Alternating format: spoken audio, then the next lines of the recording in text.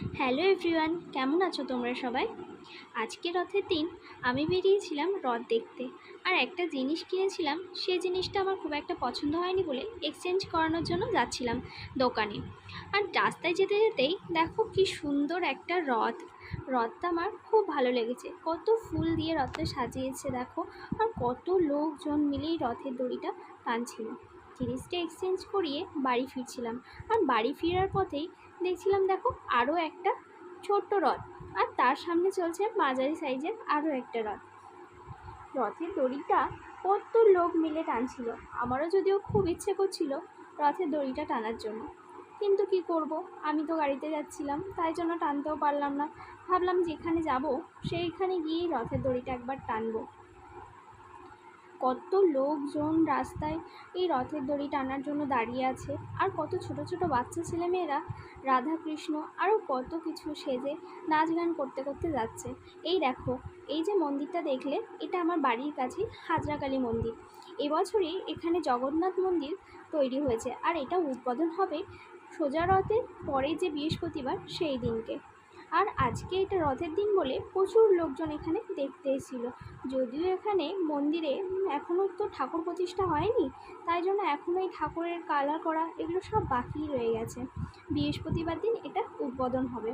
এই মন্দিরটা খুব সুন্দর করেছে। আর এই জায়গাটা আমার আরও বেশি ভালো লাগে, কারণ এই হাজরা কালীবাড়ি মন্দির, এখানে শুধু হাজরা কালী মন্দির আছে তা নয়, এখানে আছে বনবিবির মন্দির, বাবা তারকনাথের মন্দির, রাধা গোবিন্দ মন্দির, আর তার সাথে এবছরে উদ্বোধন হলো জগন্নাথ মন্দির। আর এই যে দেখছো আমি রথের দড়ি টানছি, আমার এই আশাটাও পূর্ণ হয়ে গেল। আমি বাড়ি ফেরার পথে ওষুধ নেব বলে একটু যাচ্ছিলাম, কিন্তু নিউ টাউনের ওই যে বিশ্ব বাংলা গেট আছে না, ওর কাছেই দেখছিলাম একটা খুব সুন্দর বড় রথ আসছে। আর রথটা দেখে আমি না দাঁড়িয়ে পারলাম না। সত্যি বলতে নিউ টাউনের মধ্যে যে এত সুন্দর একটা রথ উঠতে পারে আমার ধারণা ছিল না। আমি এর আগে কোনো দিন জানতামই না যে এখানে এত সুন্দর একটা রথ ওঠে। তাই জন্য আমি দাঁড়িয়ে চলে গেলাম একটু রথের দড়ি টানতে, কারণ আজকে তো আমার রথের বিকেলের টাইমটাতে আমার একটু রথের দড়ি টানা হয়নি, তাই ভাবলাম আমি একটু রথের দড়ি টেনেই আসি। আর রথটা দেখো তোমরা কতটা সুন্দর। আর এই যে লাইট নিয়ে যাচ্ছে, তার পিছনে আরও অনেক কিছু ছিল, যদিও সবটা আমি তুলতে পারিনি। রথের দড়িটা ছেড়ে দিয়ে এবার আমি একটা সাইডে দাঁড়িয়ে গিয়েছি, যাতে রথটা আরও ভালোভাবে আমি দেখতে পারি। তোমরাও দেখো রথটা কত সুন্দর। প্রত্যেক বছরই কিন্তু এই রথটা ওঠে, কিন্তু আমি নিউ টাউনের পাশে থাকলেও জানতাম না। এই প্রথমবার দেখতে পেলাম রাস্তায় যেতে যেতে। ওই যে দেখো রথটা কি সুন্দর, তাই না?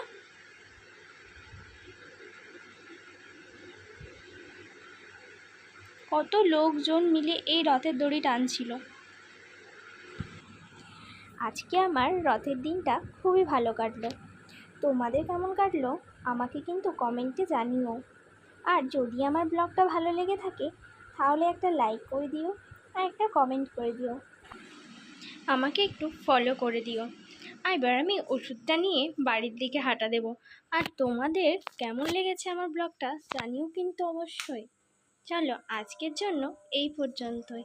টাটা, সবাই ভালো থেকো।